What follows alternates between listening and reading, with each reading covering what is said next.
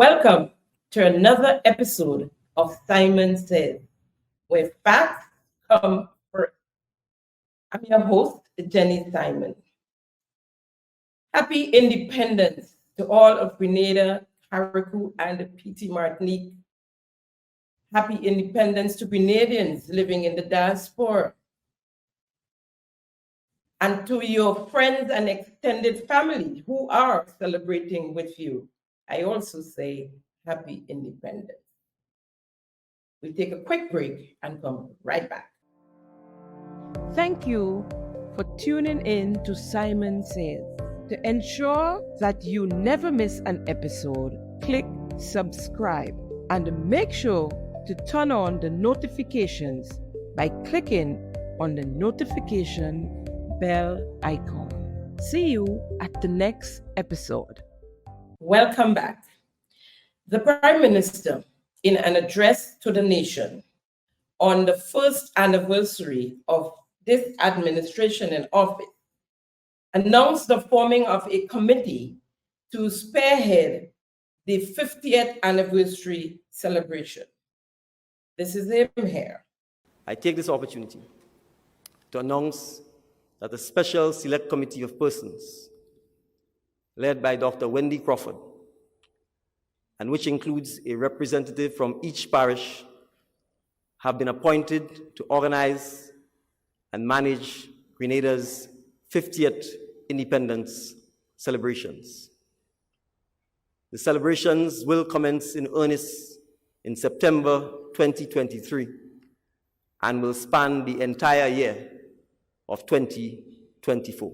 In that same address, he announced that his cabinet had made a request to the ECCB to print a $50 note to commemorate the celebrations. Part of our Golden Jubilee, I'm happy to report that Cabinet has approved and made a request to the Eastern Caribbean Central Bank, our ECCB, to have the bank issue a special celebratory commemorative 50 EC dollar note to mark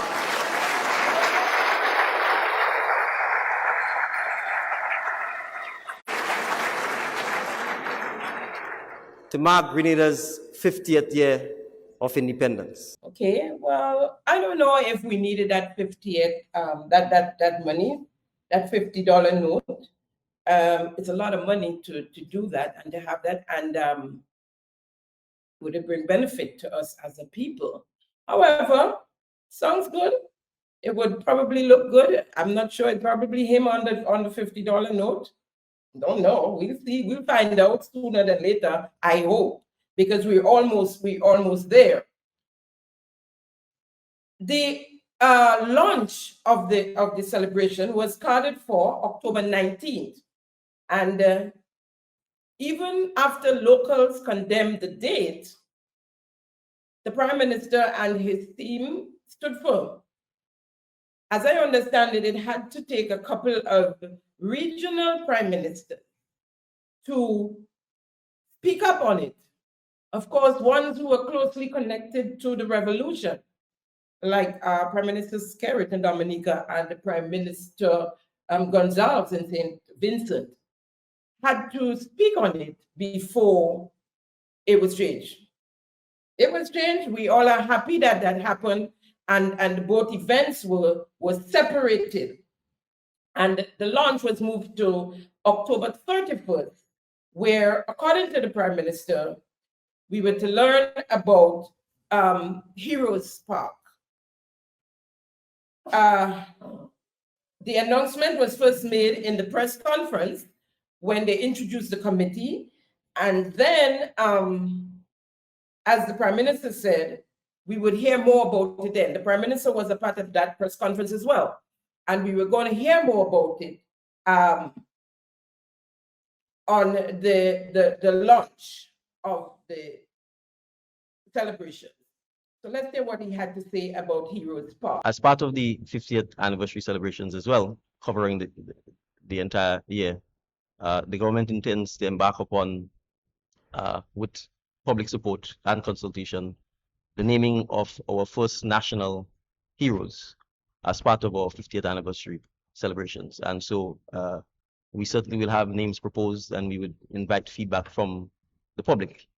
We are hoping that we can name a minimum of 3 and perhaps no more than 5 national heroes, because obviously being recognized as a national hero is the highest award or honor that any nation can bestow upon its citizens. And so we are looking forward to that happening. We also anticipate, and at a further briefing we will indicate once we are able to successfully do so, we also anticipate being able to acquire lands that we can dedicate to creating a national heroes park, where those persons who are in fact named as national heroes, where some bus or other memorabilia of them can be erected at the national park. And this is a venture that we are quite excited about. We hope that by the time we get to the official launch of our 50th anniversary celebrations commencement, that we would be in a position to provide further details to members of the public on this initiative. At that same press conference, our cultural ambassador, and bear with me here, it's a long list, our cultural ambassador and advisor to the Minister of Economic Development and Planning, with responsibility for the creative desk. He is in charge of GIS, director on several boards, PRO of the NDC party, and businessman. In the words of the press secretary, all that is yours, boy. All that and more, my friend. He gave us an insight on the activities for the first phase of the celebration and beyond, starting from October the 31st to February the 9th, 2024. So that would be October the 31st, 2023 to February the 9th, 2024, the first phase of the celebration. Let's hear what he had to say. Within that phase, we have planned out 21 national events. Those are events that will be executed by the state. And we also have events that we will endorse from the private sector. There are a lot of persons who have reached out to the Secretariat wanting to do events around independence, and we are evaluating those events, and we will then endorse some of these events as additional events for the public to participate in. The official pre-independence celebrations will start in October 19th and will end on February 9th, 2024.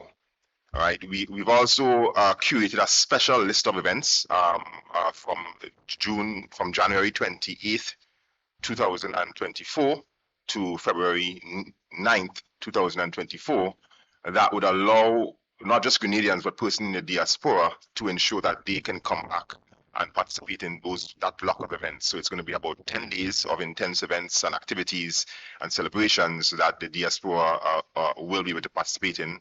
And any foreign person who wants to come in to participate in our independence can do so. We will make that full list of events available so persons can begin their pre-planning and booking for the event. We expect to see a lot of persons on island, and we expect for it to be events that are well attended and well executed. The events will span from sporting events to festive events to cultural events to academic/conference type events. We have a plethora of different activities to ensure that we cover all aspects of our 50 years of independence, our history, our people, and absolutely our future. We also will see the installation of several sites of memories across the island, which is quite important for us to really document and iconize our history and our people. So you will see the installation of monuments and statues, the renaming of streets, and several other activities that will really help define Grenada in this modern time. Now, we are only 22 days away from the end of the first phase. We await the intense activities.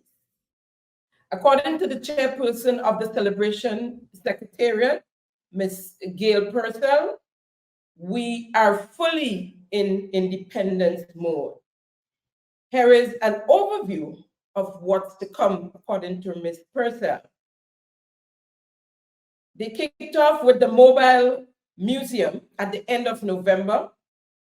On the 3rd of January, the unveiling of the CARICOM roundabout, January 19th, Youth Symposium, January 20th, second leg of the Independence Calypso Monarch competition, and I guess that's the semi-final. The 21st of January, Gospel Concert, Jubilee Edition. The 27th, Calypso Final. The 28th of January, the sports event. The 30th of January, Historic and Art Exhibition. 2nd of February, All Things Grenada Expo. Also on the 2nd of February, the Uptown From Here concert. And she went on to say that all of our rich entertainers and performers would be on stage, on a national stage at that night. All of, okay. The 3rd of February, Governor General's Gala and cocktail. The 4th, the ecumenical service, to come together as a nation. Okay. The 4th, St. Paul's extravaganza. Traditionally, St. Paul's had their extravaganza, and no, it's on the calendar this year because of the 50th celebration. The 5th, Vision 50, the Prime Minister's injection for the future, 50 years and beyond. February 6th, National Colors Day. Let's hear what Ms. Purcell had to say on Colors Day. On February 6th, of course, we know it's National Colors Day, and that day has a life of its own and really is really the day that everybody kind of looks forward to, where businesses, companies, workers, employees, everybody just gets up, they put on the national colors, we have a lot of oil down to eat, and plenty of things happening. So National Colors Day is going to be, I'm sure it's going to be a spectacular occasion on this day. I know the ministries normally have great competitions between the various departments. So everybody's gearing up for National Colors Day. Now, Here is an NDC activist, the only one really, if you ask me. He is an advisor apparently to, I'm not sure if it's a party or the government, but one of them, and was awarded for getting NDC in office, getting back NDC in office on the 23rd of June, 2022. Here's Kim Jones. February will come in, and you know, February the 7th is considered to be Independence Day here in Grenada. And I would see many of our people dressing like clowns as usual. Green, red, and gold. I mean, they would make all kinds of costumes and sing all kinds of songs. Many of them still wallow in poverty. But that's the day when clowns come out to play. Normally on that day, I wear anything that is not clownish. Something black or something that's not associated with this carnival-like atmosphere, when indeed independence is far more than that. So I'm not a part of that. I'm not a clown.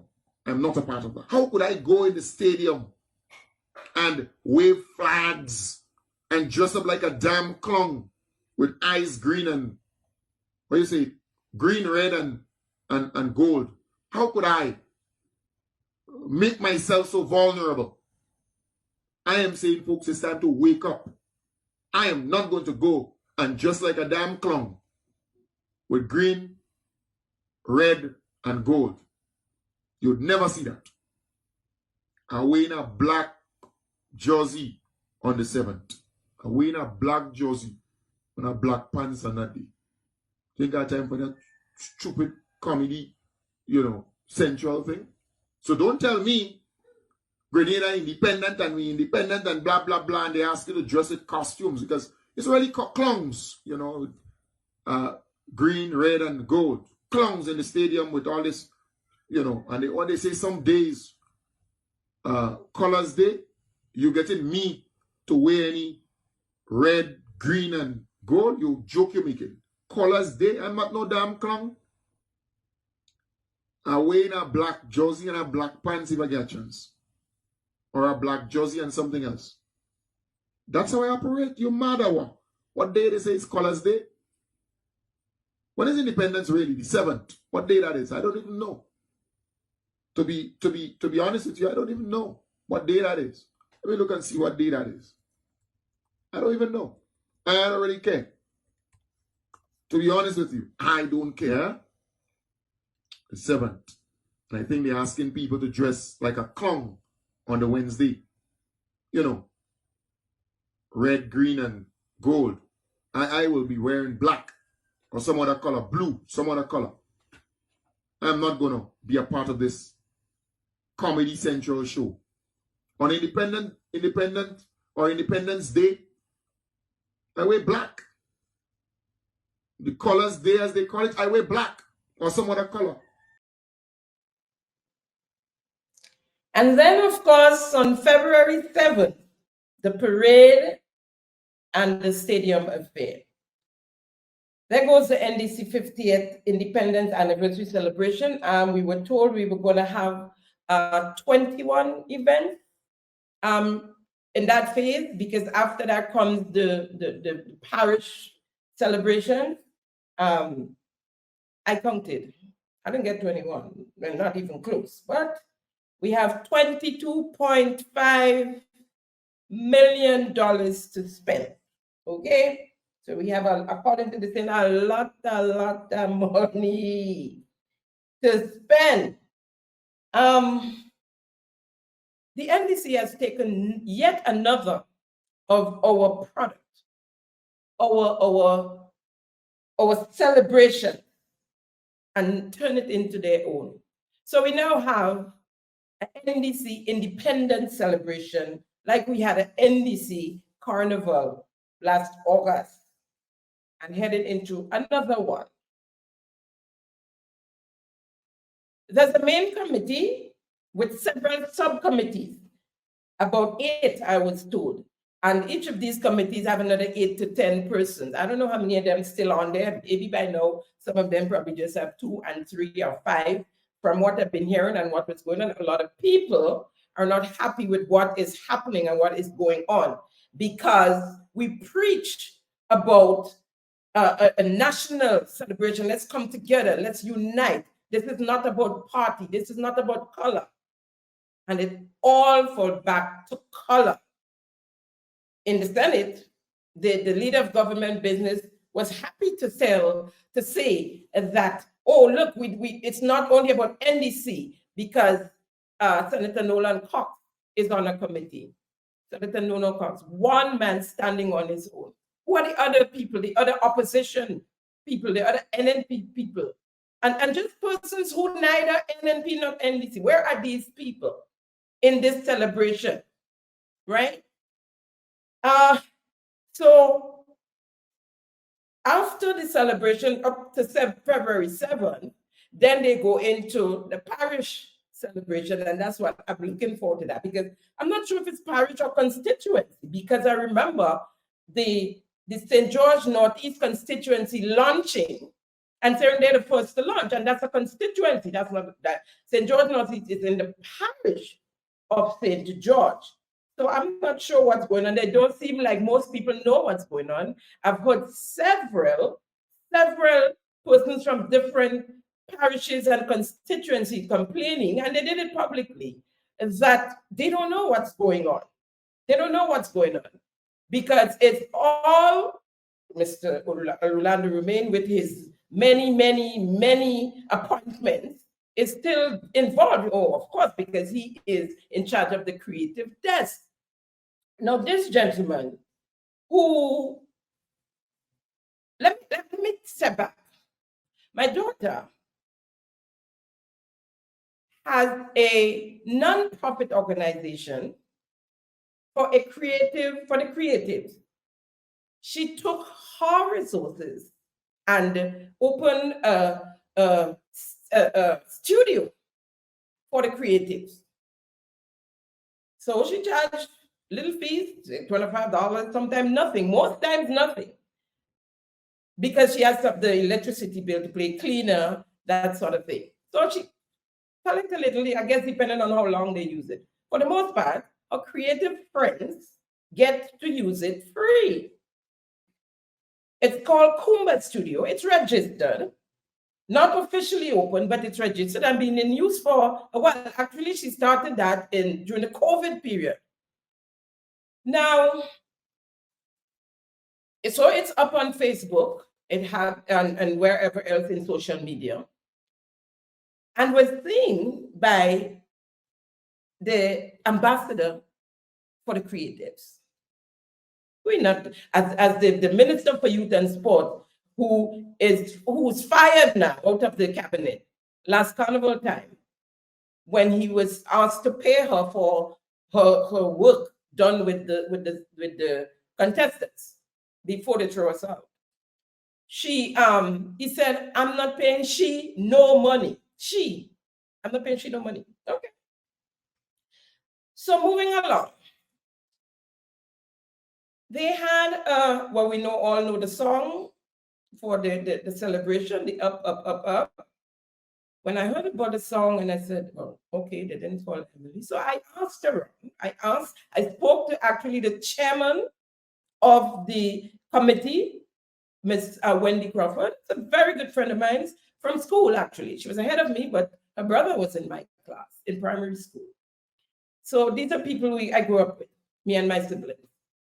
And so I called her. I said, well, what's going on? I heard I have a song, you're not using Emily. And she said, oh, she don't know anything about it. I said, you know what? Okay, never mind. I'll call Uncle Ricky, Uncle Ricardo Kids Douglas, because I know he's involved in it and he is the producer of most of the cultural events. And he said to me, it's only about 4 people they're using. It's not a big thing, so everybody. And I agreed, of course, if it's 4 people, they can't use everybody. So lo and behold, it's about 12. I back up in the corner again and say, okay. Now, on the calendar is a cultural extravaganza. I read it up. They are advertising, they said 50 of our richest entertainers and performers would be on a national stage. And my daughter, Emily Rapier, did not get a call because, of course, she's Jenny's daughter. And you victimizing and vindictively a young person who created a space for creatives, who can't afford to pay the trade center and the big space. Give it to them free at times. And you refuse to put her on that stage. 15, this is not 4 or 12 this time. 50. And she didn't make the cut. She did not make the cut. This is a young lady, born in Grenada, grew up in Grenada, only left Grenada on vacations. When I tried to encourage her to go abroad and dissociate, she says to me, there's nothing in abroad that she can't do in Grenada. She is a patriot. So am I. So am I. You understand? But I have freedom of speech and freedom of choice. So we must not be penalized because of our freedom. Not my freedom. Because she doesn't take part in politics. My freedom to speak and my freedom to choose.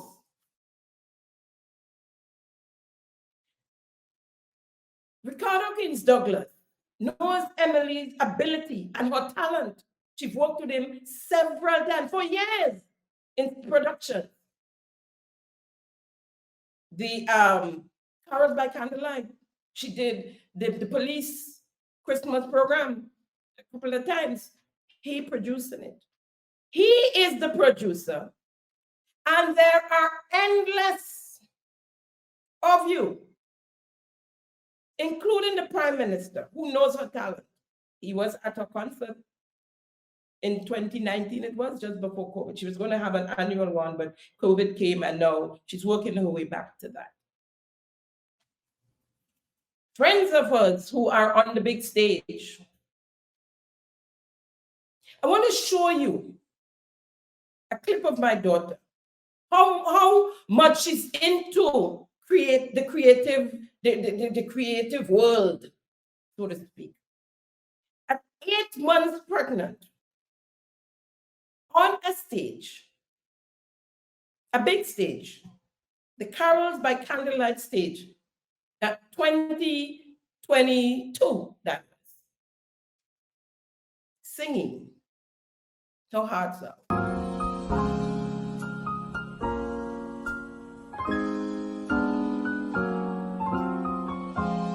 Maybe it's much too early in the game,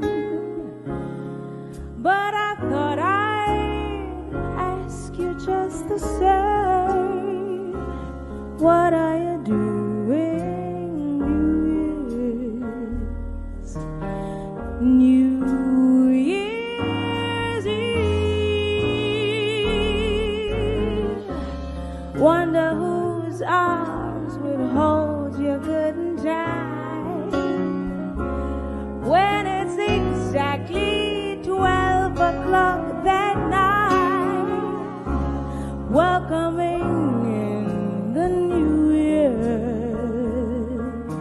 New Year's Eve. Maybe I'm crazy to suppose I'd ever be the one you chose out of 1,000 invitations you'd receive. But in case I get that one more chance, it's exactly what I want in advance. What are you doing New Year's? New Year's Eve.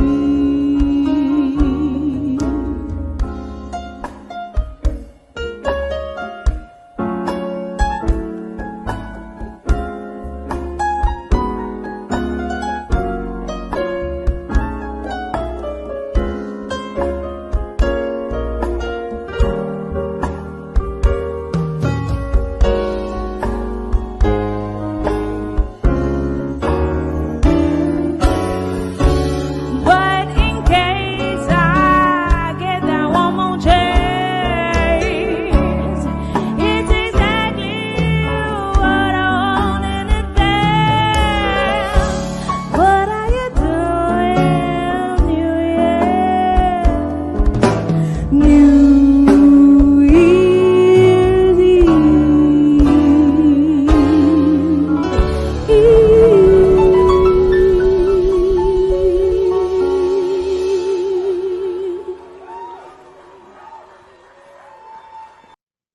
And they speak of inclusion, they speak of uniting, coming together as one, all the niceties,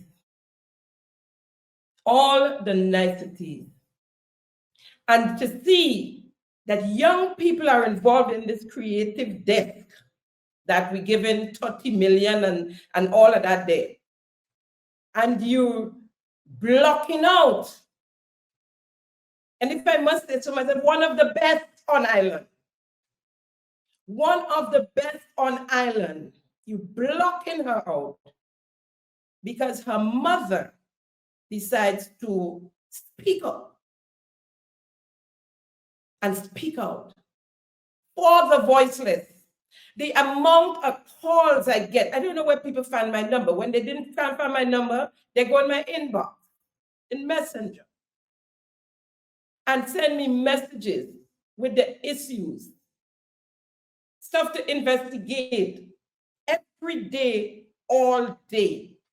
I am speaking up for the people. And some of whom are NDC people, some of whom voted for you guys in the last election. These are the people I'm speaking for.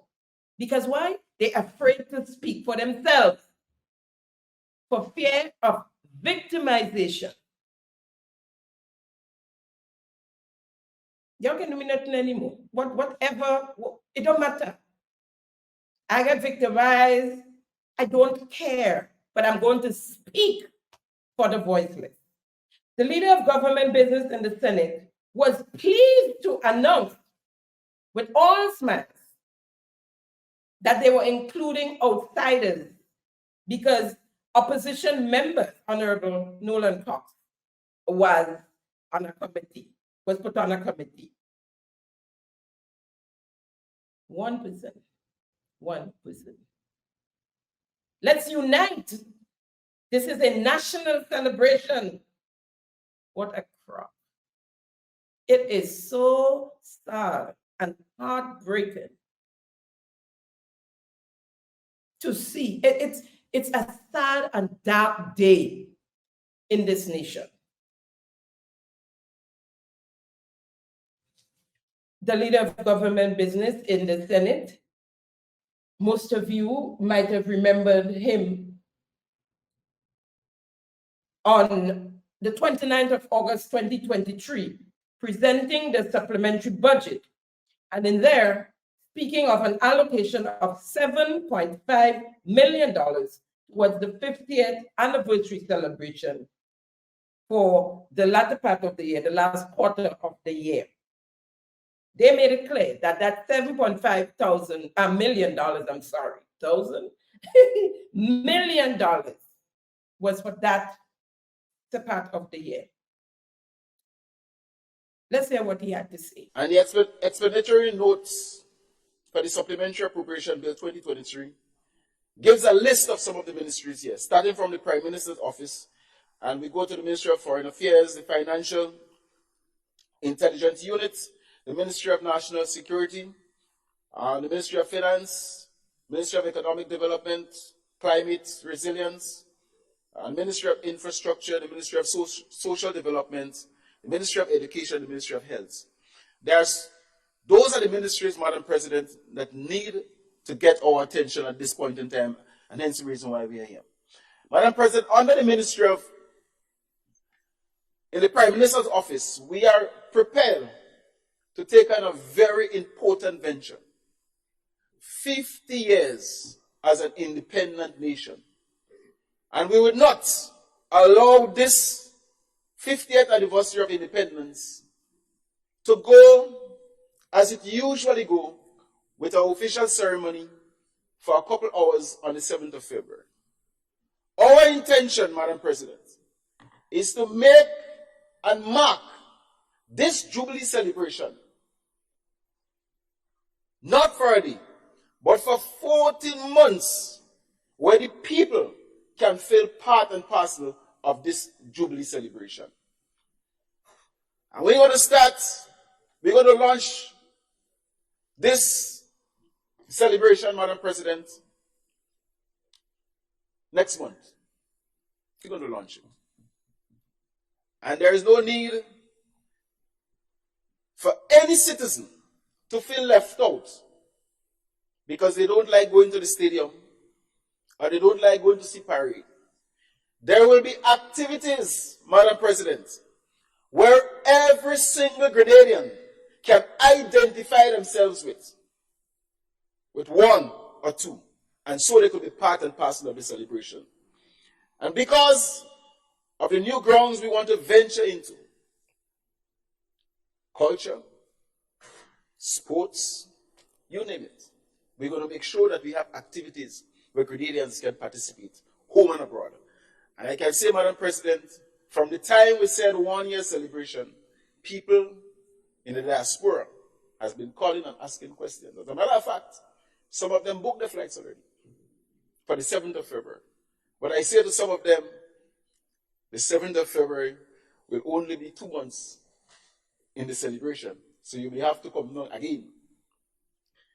And so, Madam President, a budget of $7.5 million is allocated to this very important activity. Allocated. And I want to say allocated because the working committee that we have in place, they are in the process of planning and giving the details of what those activities will be like. And we want to make no mistake to come back to this house again when we get the details of the planning. One may argue the question, well, why you didn't do the detail first? Yes, we could have done that. But Madam President, we believe that if the fact that it was not done does not mean that we cannot cater for it. So we're going to allocate $7.5 million to this program. And also, I want to tell this House that this administration is a very accountable administration. And it will not be anything flying by in terms of abusing the $7.5 million. Accountable organization. To date, we were not told what the 7.5 million was allocated for. Time passed, that phase is gone. We had the launch of the celebrations. We had lights put up in the plaza, just around the plaza area. We had lights put up. We had the parang on the carnage, the parang show. And they said they had collaborated with the ministry, the Cultural Foundation for the After Cricket Line. Further to that, we had another allocation in the budget, in the 2024 budget presentation by the Minister of Finance. Let's hear what he had to say and how much he is giving us. The 50th Jubilee Independence Celebration. Mr. Speaker, cheers to 50 years as our independent nation. We have a lot to be thankful for.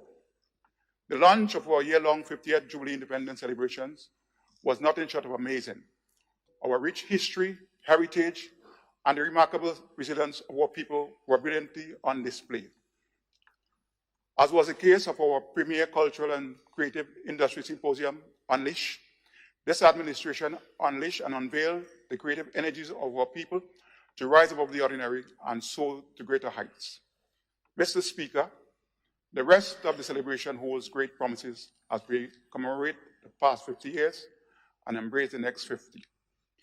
The year-long celebrations, which is expected to have significant economic spill-off, should cost approximately $15 million, covering events and commemorative activities that will mark the significant milestone in our history. A total of $22.5 million is allocated for the celebrations. And we're hearing from villagers throughout the country, throughout the island, that they are yet to see any semblance of the celebration, of the independence celebration in their area.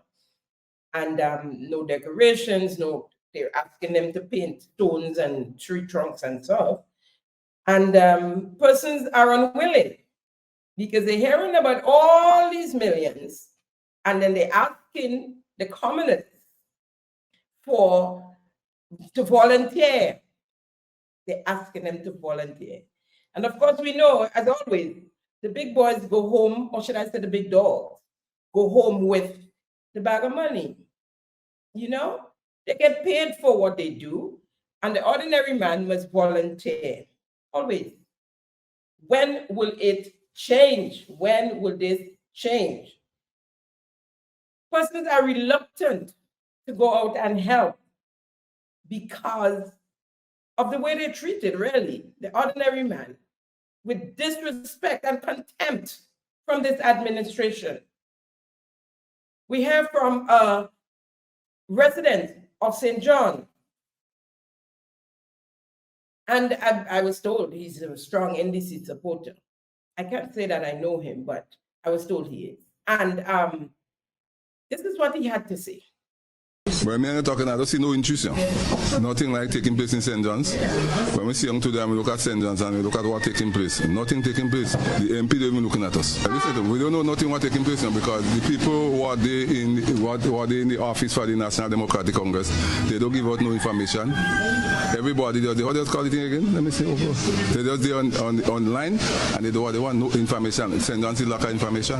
Meanwhile, the MP for St. John was attending a function where herself and other MPs and ministers, we had the member for the town of St. George, the members for St. George Northeast, and Senator Adrian Thomas, all at this event. I thought it was a government event. The member for St. John and Northeast helped cut the ribbon. And she was there riding bike or sitting on bike. This is what she had to say at the event. An honor to stand before you today to support this exciting and optimism as we unveil the ride, e-bike rental excursion and tour business. Exciting and optimism event. The launch of an e-bike rental and tour company by a businessman. He was interviewed on GIS. I have to do some digging. Maybe he's a member of the cabinet or the parliament of Grenada. Whilst there were no international statistics on how often e-bikes catch on fire, it does happen with some regularity, and the numbers are rising. The New York City Fire Department, FDNY, reported more than 219 such fires in 2022. These fires have led to the deaths and of I think at least 6 persons and dozens of injuries. On the 6th of April, 2023, there was an ABC News report. Today, we are supercharging safety for our e-bikes and e-scooters, electric-powered mobility devices. We know they're convenient, but they are a necessity, particularly for those who are part of this booming economy, delivering food and other items throughout the city. They play a major role in reducing congestion and how we move around the city as we deal with our environmental issues that we are facing. And they are essential for tens of thousands of New Yorkers who are earning a living. But faulty versions of these e-bikes and e-scooters and illegal electric mopeds are being leased, rented, and sold to New Yorkers. Many of these devices do not meet the basic safety standards and contain uncertified lithium-ion batteries. That's the heart of this problem. And they are causing fires and explosions. These bills ban the sale of uncertified vehicles as well as refurbished batteries. Do your research, do your due diligence before you pose. We take a quick break and come right back. Thank you for tuning in to Simon Says. To ensure that you never miss an episode, click subscribe and make sure to turn on the notifications by clicking on the notification bell icon. See you at the next episode. But moving away from some of the HR challenges, we have a challenge as to how government funds are used. And I'm just going to cite a couple of examples. and some of it has already been in the media. On assuming office, we learned of the existence of an organization, and I always struggle with the name, so let me get the correct name. Have faith. Yes. So let me make sure I don't misquote the name and I give you the correct name. Well, the name changed, so I will give you the original name and the current name. We encountered an organization called Faith Organization for People's Development, Inc. Now, the organization is incorporated under the Companies Act as a not-for-profit company. Therefore, it should be engaged in philanthropic, charitable, religious helping, not to make a profit. Prior to that, it did a name change. Its original name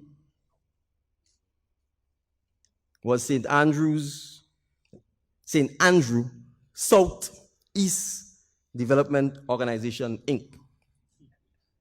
The learned Minister of Education ran for the beautiful constituency of St. Andrew Southeast.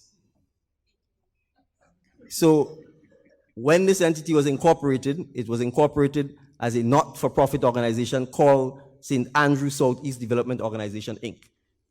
The name hints or suggests it was meant to help develop the constituency of St. Andrew Southeast.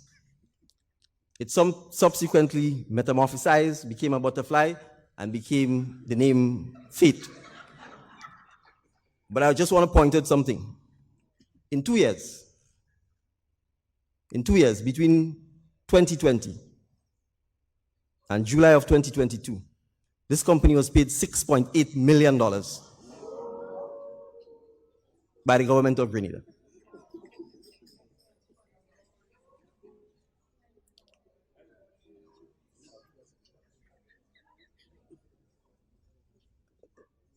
Now,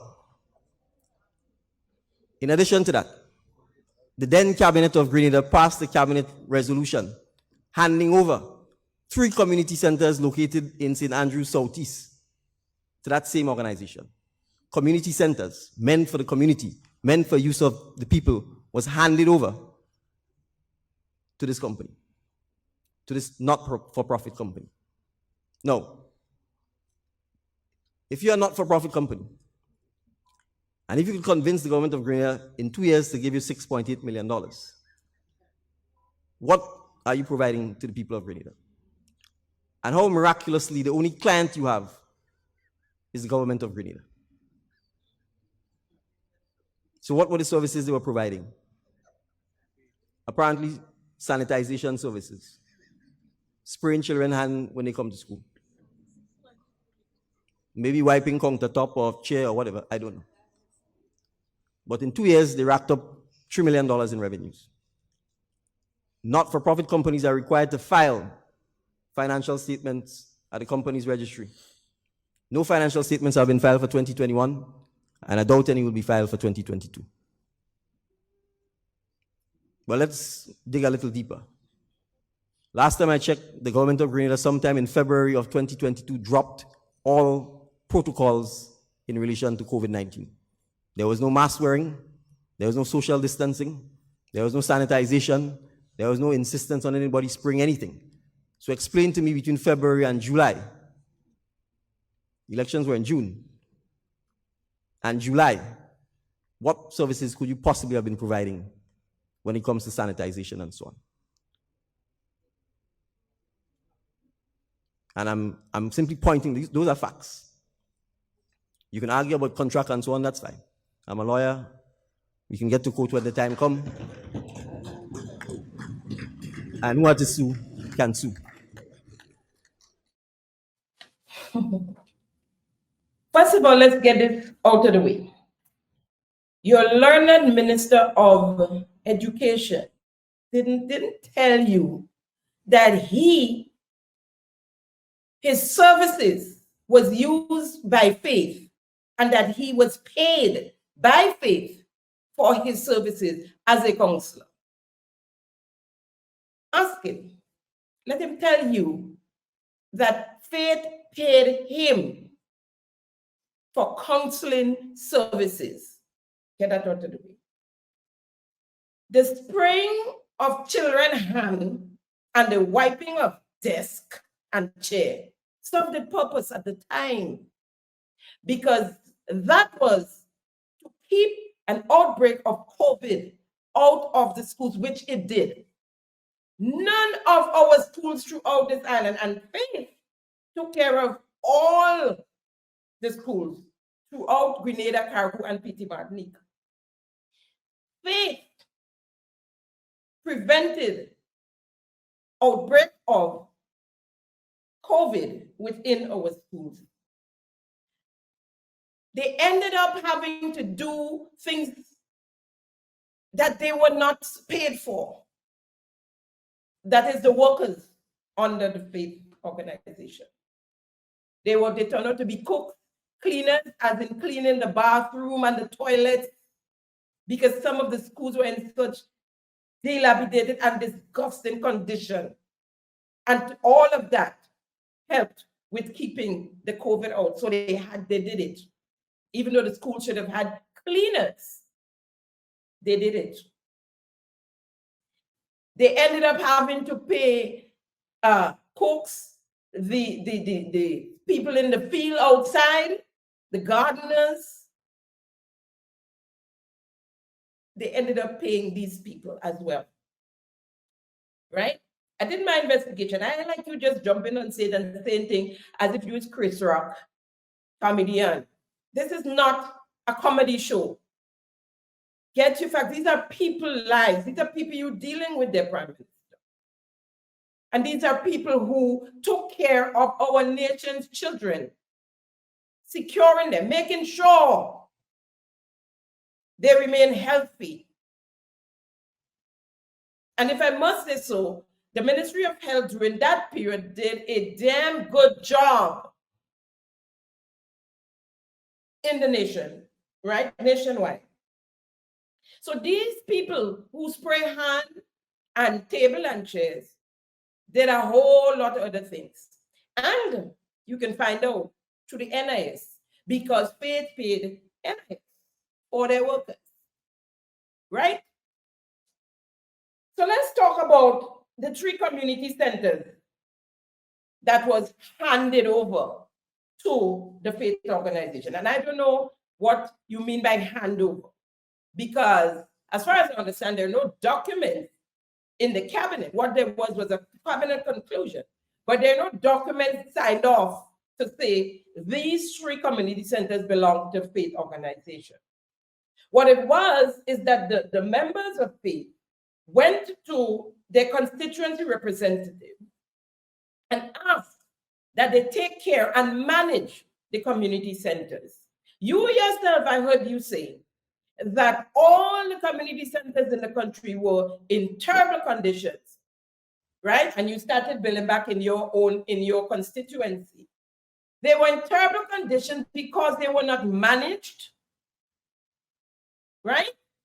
These 3 community centers and got the okay from cabinet to look after, to manage, and to use these community centers for community building, to help build and develop members of the community, right?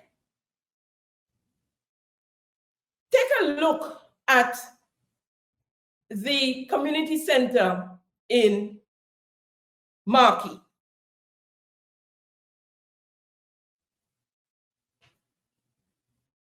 And then take a look at the community center now, the same community center in Marquis.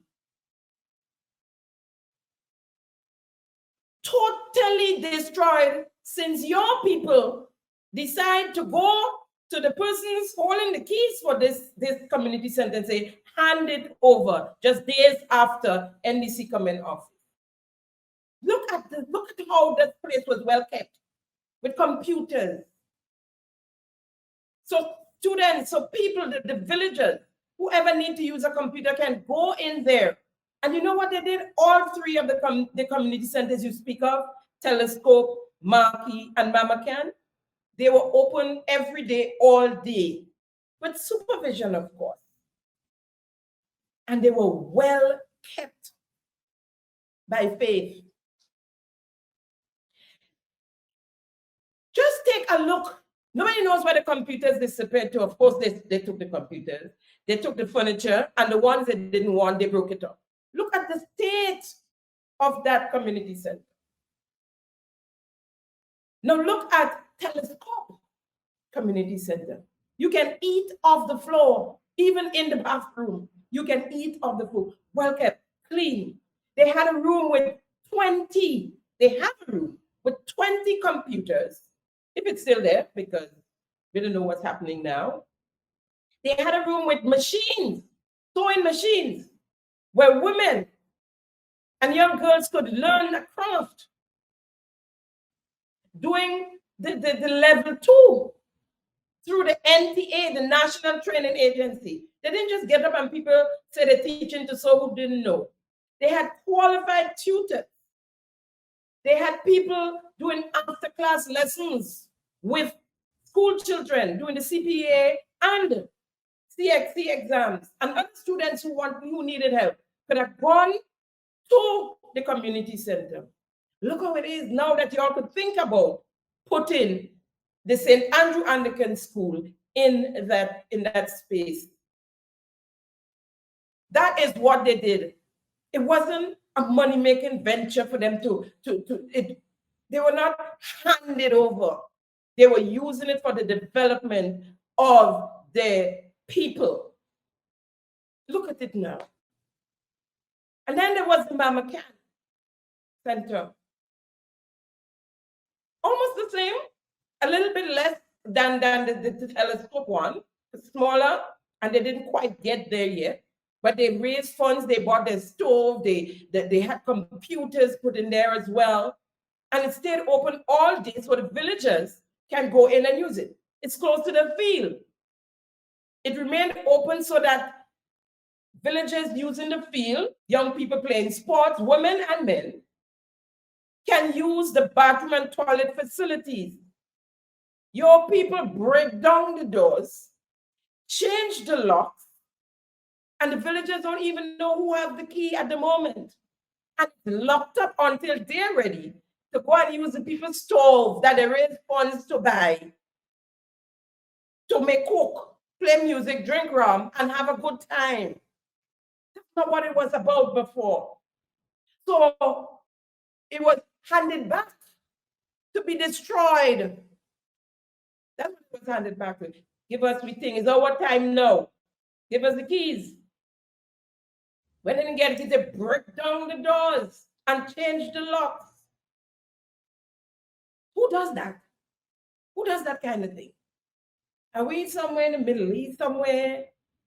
What is that? Did you see the document that says sign over these 3 community centers to Faith? Folks, I've seen the figures. I have figures in my position.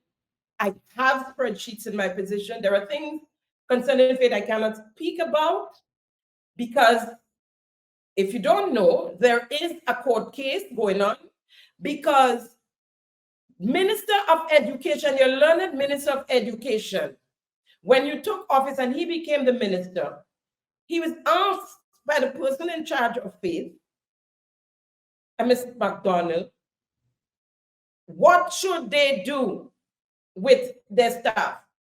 Remove them? And he told her to leave them there still. They turned securities. I didn't mention that. They were securities as well. So they secured most of the building. They put cameras in 2 schools that always had break-ins. St. Paul's Government School and the St. Andrew Roman Catholic Primary School, the one by the church. They put security cameras in there, right? And they had security in person at the schools being paid for. Your learned Minister of Education told her they can stay still, because if they take them out, they did what would have happened? And then you turn around and not paying the people, cut the contract. Okay, they agreed, they pulled their people. The day they get the message, your services are no longer needed, she called the people and said, do not go into the schools.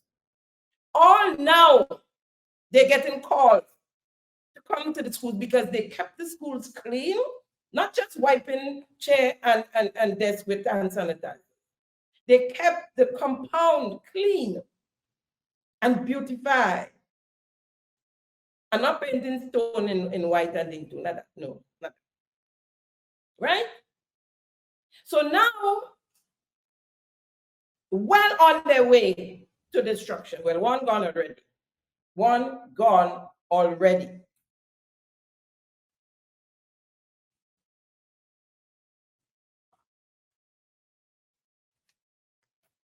The tutors, the after-school tutors, were paid.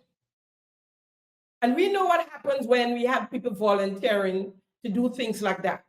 They don't show up sometimes because, you know, they're not getting paid to do it. And if they have something more important to do, they go and do it. They don't get paid. They, you know, it's less effort, less energy in most cases. And we can say what we want. It is what it is.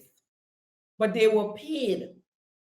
The people were trained in sewing and other training, other things. I was told when in one of the villages, someone who is an NDC supporter who always heckling NNP and getting on, actually picked up the phone and called the representative in that constituency in St. Andrew Southeast, begging for help to save the community center and let it be what it was before, so that children can go there in the afternoon after school and be safe in a safe place. Now, the oohs and the ahs and the Lord, when you're giving the jokes, you know, only to hear, lo and behold, you have an NGO. But I come into that because I have to give you some figures.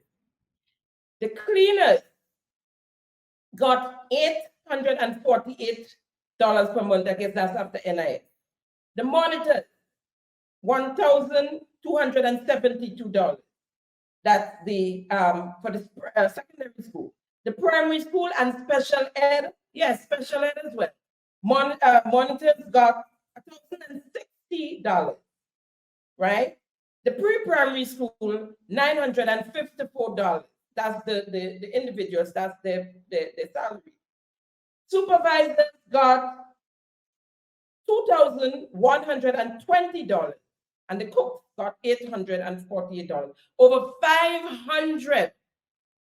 Over 500 persons was employed on the field to take care of our nation's schools, our young ones, the future we always speak about, right? And of course, as I said, they had extra with security and the gardeners and all of that. They ended up having to service that as well, right?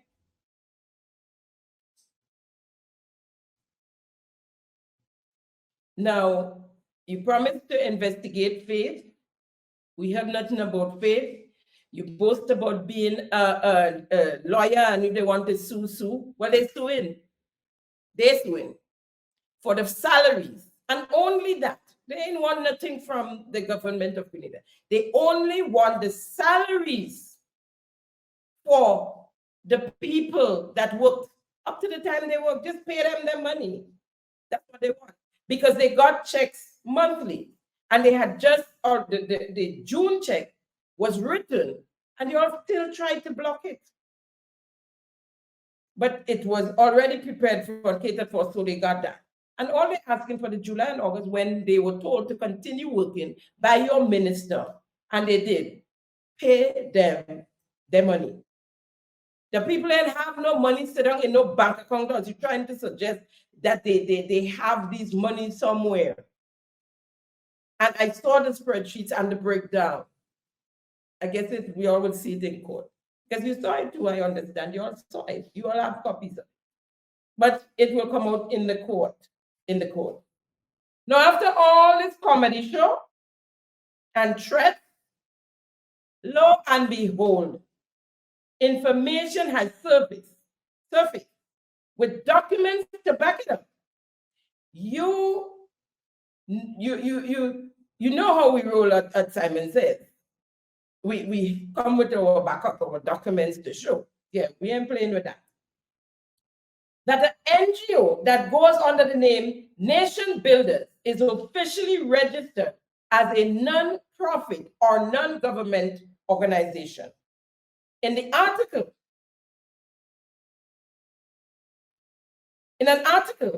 compliments Now Grenada, Nation Builders registered as a non-governmental organization in October 2023 by Mitchell and Co. law firm, owned by Prime Minister Deacon Mitchell. There goes. Now let me pull this article up here and read a couple of paragraphs for you.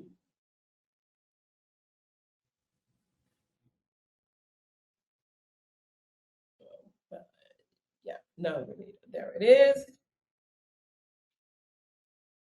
Right. Nation Builders registered as a non-profit or non-government organization in October 2023 by Mitchell and Co. Amendment to NAWASA bills takes into consideration Nation Builders Initiative. I wonder how much other business, other persons Nation Builders have as customers besides the government of Grenada. We need to find that out. First project would be water access and sanitation in homes project, the WASH project. Prime Minister Deacon Mitchell first announced the launch of Nation Builders in March 2023 while speaking at a town hall meeting in St. David's at the time. He told the audience that Nation Builders' first project could be the Water Access and Sanitation Homes Project, WASH. The WASH program is an initiative by the government of Grenada to ensure that every household in the country has access to clean water, adequate sanitation facilities by 2027. Now I'll move on. At the time of the announcement, Orlando Romaine, there goes that name again, Special Envoy to the Creative Economy and ICT, and is currently the Public Relations Officer of the ruling National Democratic Congress, said Nation Builders is a program that seeks to connect citizens, private sector, and government in a seamless way to engage in community-based activities. Nation Builders will be a division under the Ministry of Mobilization, Implementation, and Transformation. The division will foster an active civic involvement to empower individuals to participate in community projects for the nation's development, Romaine said in March 2023. In November 2023, Lennox Andrew, Member of Parliament of St. Andrews Southwest, told a sitting of the lower house while contributing to the debate on an amendment of the NAWASA Water Sewage Authority bill that the amended legislation takes into consideration an initiative launched by government called Nation Builders. A search of public documents at the Corporate Affairs and Intellectual Property Office shows that Nation Builders, Inc. is not a project that has to comply with the financial rules and regulations as established by government agencies and departments. It is a registered non-profit, non-governmental organization, an NGO, and will have to comply with the applicable clauses in the 1994 Companies Act. It was registered in October 2023, following an application, listen well, following an application to the Attorney General Chamber in September 23 by the law firm Mitchell and Co., whose local address is Unit 14 and 16 Excel Plaza, Grand and St. George. That is the address of the Prime Minister's law firm. The letter seeking approval for the Attorney General was submitted on the 21st of September 2023, and the reply was processed on the 3rd of October. It is signed by Ray Thomas, who is a Crown Counsel in the Attorney General's Chamber. The address for the principal office of the company is Unit number 2, Hobson House, St. John Street, St. George, Grenada. It shall have, let me stop. The address for the principal office of the company is Unit number 2, Hobson House, St. John Street, St. George. And it shall have a minimum of 3 directors. So that address there is the next address of Mitchells and Co. That's the one on St. John Street, right? It shall have a minimum of 3 directors and a maximum of 7.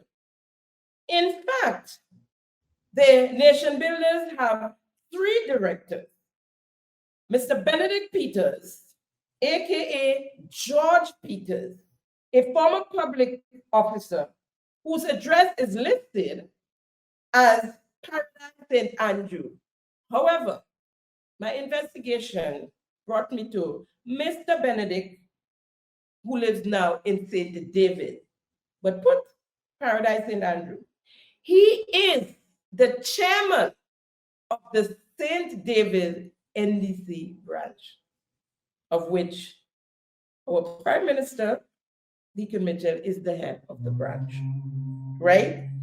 Miss Marie Benjamin, listed address, Montauk Road, Grandad St. George, is the partner, girlfriend, baby mama, whatever you want to call it, of the ambassador, the creative ambassador.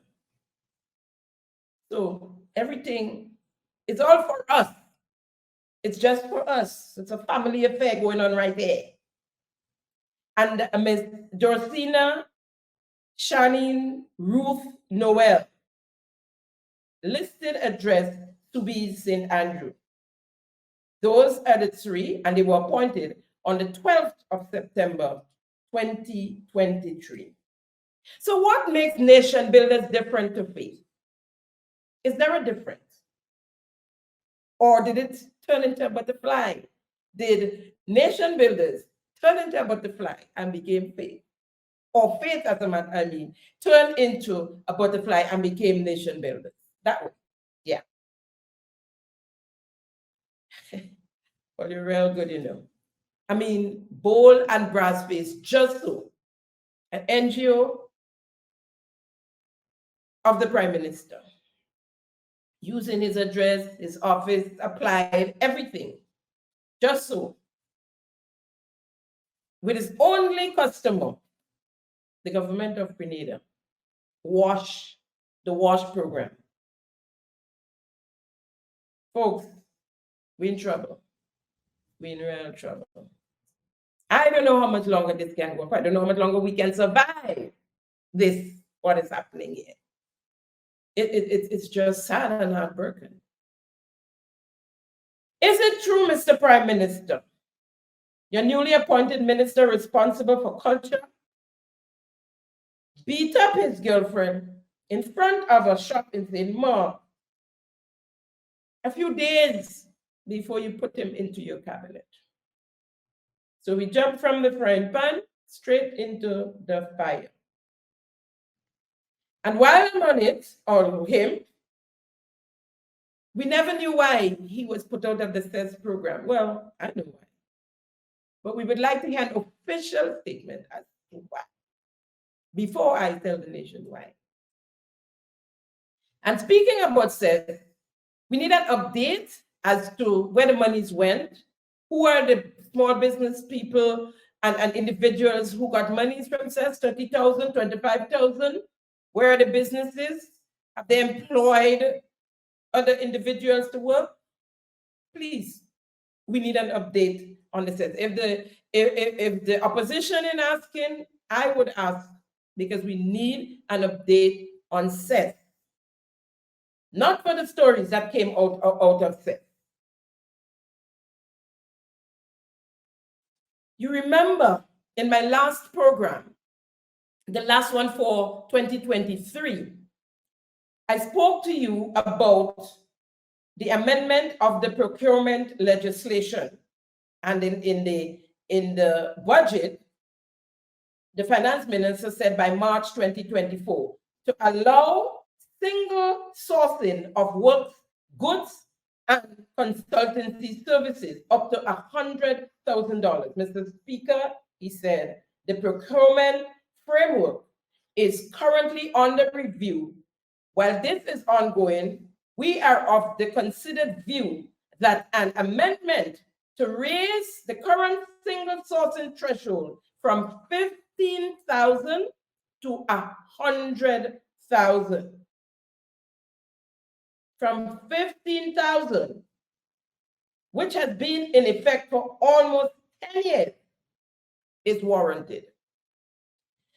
So 10 years is too long to prevent corruption, because that legislation was put in place to prevent corruption, so that people had to bid for projects, for programs, for contracts, as a contractor, right? Anything over 15,000, we bring it to 100,000 so we can give who we want, handpick, and only one set of people eating of the pie. Not even crumbs fall into the ground for the ordinary man to get. So again, this is for the big boy, $100,000. As I said, that legislation was put in place by the NNP to fight corruption, because NDC was complaining that no bid, you're just seeing people in contract. They put something in place and NDC come in and they remove it. Could you imagine that? No, all hell break loose. Folks, this is a wrap on today's episode of Simon Says. It was great conversing with you as usual, keeping them honest. Thank you for joining me on Simon Says. See you next week, same place, same time. I leave with you a South Sudanese proverb. Never let the pigs drag you down into the mud with them. That's where they comfort. Bye. Thank you for tuning in to Simon Says. To ensure that you never miss an episode, click subscribe and make sure to turn on the notifications by clicking on the notification bell icon. See you at the next episode.